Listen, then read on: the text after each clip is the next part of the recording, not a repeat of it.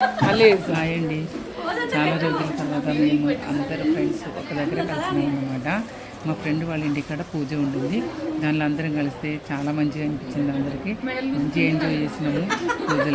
పూజ అయిపోయినాక కూడా అందరూ కలిసి సరదాగా చాలాసేపు టైం స్పెండ్ చేసాము. చూడండి, మీకు అందరూ వాళ్ళందరూ మీకు హాయ్ చెప్తున్నారు. సో మీకు కూడా ఈ వీడియో నచ్చిందండి. లైక్ చేయండి, కామెంట్ చేయండి. Thank you. హాయ్.